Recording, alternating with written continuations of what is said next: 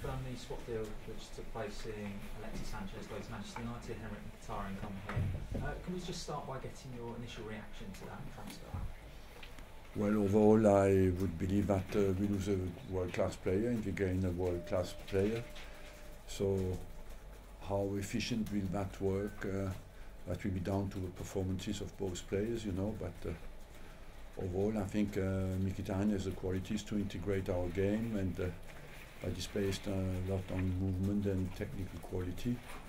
And I think he has the attributes. He has a good team attitude as well. And I'm confident that it will work, and he can play in all kinds of positions on the flanks. He can play through the middle as well. So I think he's very versatile, and it should help us to be very efficient going forward. Do you see him maybe lining up in the same team as Mesut Ozil, or is it a case of being able to interchange between? No, they can play together as well, of course. He's not available for tomorrow night's game, but who's likely to come back in? We might have Ramsey back in the squad. He has a test today, and after we have the uncertainty about Nacho Monreal, who left the game during the game at Crystal Palace, and hopefully he has a test this morning as well.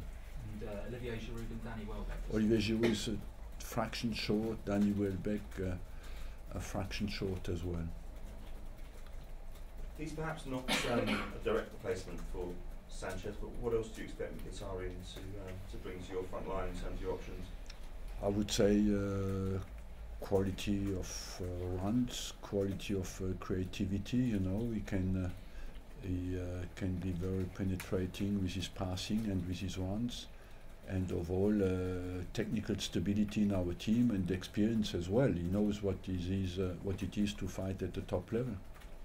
You said a few days ago that you can understand why anybody would want to leave Arsenal. Why do you think Alexis Sanchez did? Do you think it came down to money in the end? I said here, you know, that it was he's 29 years old, going 13, 2018. And that it was maybe his last contract, and of course the financial aspect is important. He could combine both. I think he goes to a great club and he gets a great contract, so you can understand that a professional player he could combine both aspects. You brought in one player, as you mentioned. How confident are you can complete a deal now to bring Pierre-Emerick Aubameyang here to Arsenal? What was him, maybe? Standing on the line. Confident or not confident, I don't know. At the moment we have done, we are not close to do any deal, is it Aubameyang or anybody else? Is it fair to say that with Dortmund needing a striker, would you be prepared to allow Olivier Giroud going the other way? Look, the negotiations are not as far as that. How close are they then? You never know how close you are. You know, this is a kind of things that at the moment is one of possible movements, but we have other things in mind as well. We have plenty of opportunities in different positions. You know, so the final decision is not made. How important is your thinking in terms of Aubameyang playing with Mkhitaryan? They've played together previously. They seem to have a good relationship. No, if you look at players, what is their qualities, what can they give to the team, and overall, when we are good players, we can always play together. You know. Reports as well that Danny Welbeck could be going to Besiktas. I know he's been injured against Crystal Palace, but is there anything in that at all? No, I want Danny Welbeck to stay here. And in terms of other business, is it more likely to be loans in and out, younger players, squad players? Depends on the opportunities we have. You know, we can buy players. We are busy on all fronts, and so overall, I think we are open-minded. Every opportunity we have to strengthen our squad, we'll take, and if people want to buy some of our players, we have examined that. Players who have less chances to play, we have done it. wouldn't deserve to play because they are great players who have left us. So after that, we'll see at the end. There's still a lot will happen in the last week as usual on the transfer market. You'll have seen Deloitte's Money League published yesterday. Arsenal finishing fifth, all the richest clubs in terms of revenue, 20% up on last season. You spent less in terms of recruitment than all the other teams in the top 10. Are you sure that this club is doing everything they can to keep pace with the best teams in this country and in Europe? Yes, of course, but you have not to forget that we have as well financial restrictions from the banks because we have built the stadium, and so it is important. We have to respect a financial plan, and as you said, we work very hard to become richer because and we achieve it. After that, we have to spend the money in the most intelligent way we can on the transfer market that has become a bit out of control. But I believe as well, despite all the financial superpowers that we have in the league and in Europe now, I believe it's very important that we keep the basis of our focus on getting people out from inside the club. And I'm convinced that the way the football is going is maybe not necessarily only to buy with a huge amount of money players, but have players in your team who care about the club and have a sense of belonging and the pride of belonging to the club. I would rather encourage a club to push more on the quality of our youth work, what we are doing, than going into a way where it's only about millions and not so much about values. How important is this game to you tomorrow? You come close to winning the League Cup a couple of times, but never quite got there. It's an important game, and we want to go to the final. We have an opportunity to do it at home against Chelsea. I think the two teams know each other very well. The first leg was very blocked.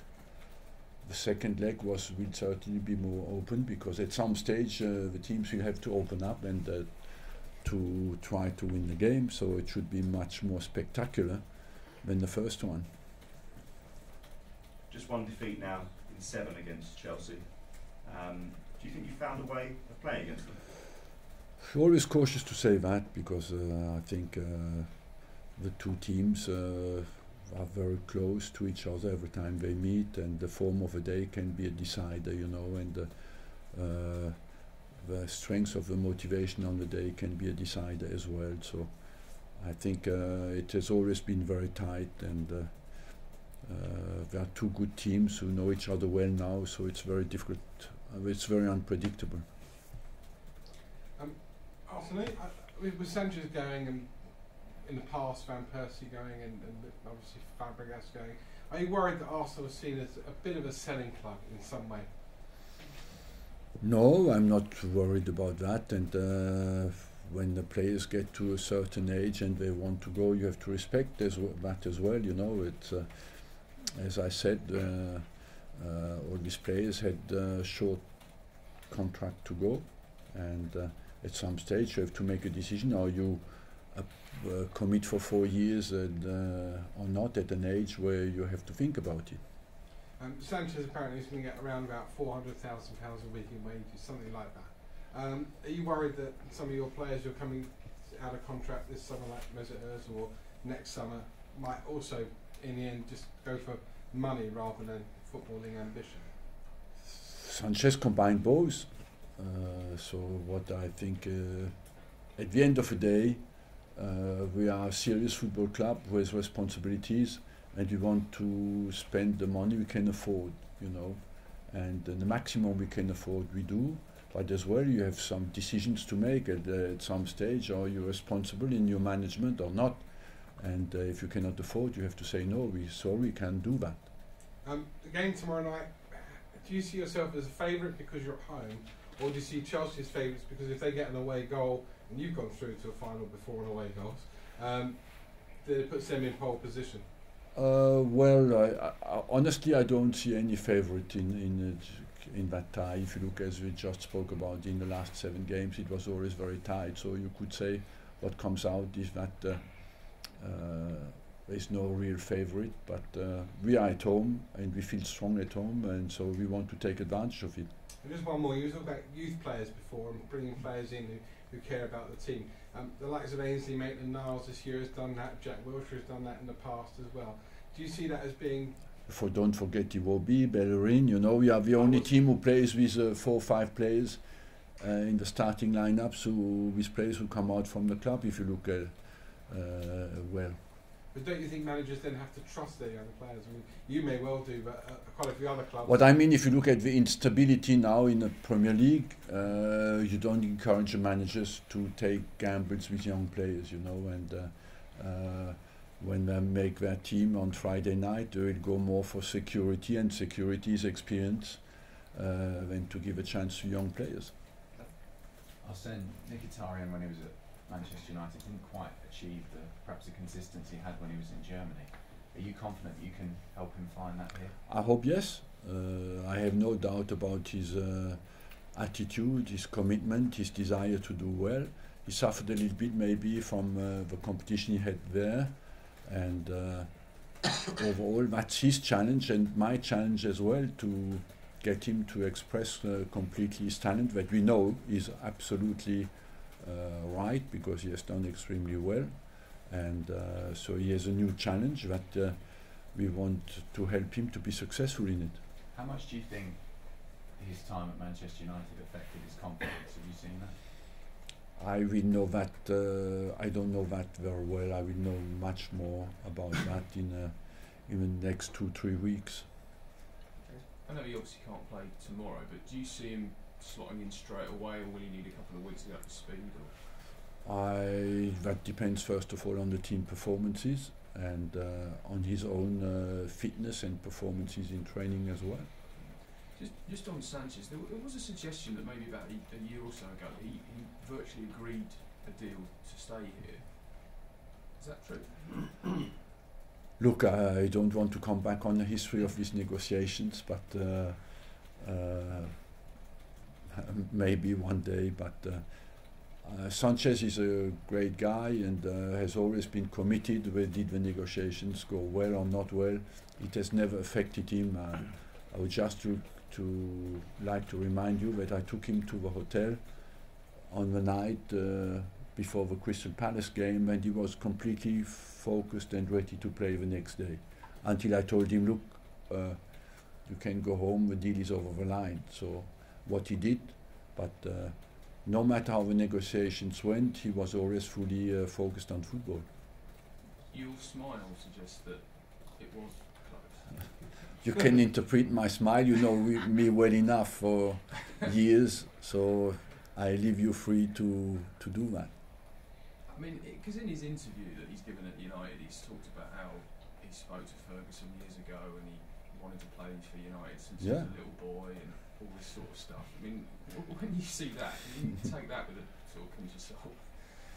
Well, maybe it's true, you know, I have no problem with that, but Sanchez is a professional player and he's a guy who loves football, and when he's on the football pitch, he has given the maximum for Arsenal and will do the same for Man United. He was before at Barcelona, you know, they are not small clubs. He has been in big clubs, and he knows that in a big club, to survive, you have to give absolutely your best. It's quite rare to see two clubs swapping players like that. But very rare. How important was it for Arsenal to get a player in return for Sanchez instead of just cash? And do you think it's something that could become more common because of the way the transfer prices are going? It could happen, yes, more, because the transfer prices are very high, and we were as well in a position where the player had no value in 3 months, you know, or 4 months. So that is, of course, important in your decision as well. Okay, guys, just come in. Thank you.